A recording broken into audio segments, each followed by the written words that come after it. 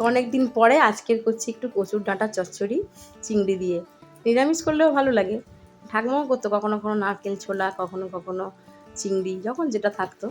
আর এটা মেয়ে খেতে খুব ভালোবাসে। তো আজকের পাড়া থেকে কিনেছিলাম, আর ওর প্রিয় জিনিসটাই হচ্ছে আজকে নিংড়ে মাছ আর কচুর ডাঁটা। তো এখন এই রান্না করছি, আর এই রসটা মারতে হবে, যত রস মারা হবে ততটাই স্বাদ হবে আর গালটা কি ধরবে না। কচুর ডাঁটা হয়ে গেছে।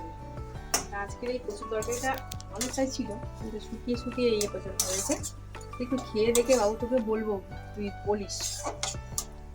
তো এখন নামিয়ে নিচ্ছি, অনেকক্ষণ সময় লাগে। আর ভাত হচ্ছে, আর আজকের একদম নিংড়ে মাছের একটু চচ্চড়ি, লইট্টে মাছ। আমরা তো নিংড়ে মাছ বলে বলেই দিনটা কিনতে। এখন নামাই,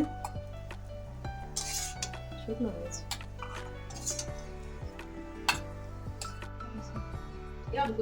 হয়ে গিয়েছে। আর তোর প্রিয় এনে দাও, চিংড়ি দিয়ে আছে, চিংড়ি দিয়ে করা। খেয়ে বল। অনেকদিন পরে করলাম, তাই না? আগে আগে হতো নরম, মার বাড়িতে গিয়ে খাওয়া হতো। পরে খাচ্ছি, রেখে দাও, গরম। ভালো হয়েছে, ভালো হয়েছে, ভালো হয়েছে। তাহলে কি পরে খাবি? হুম।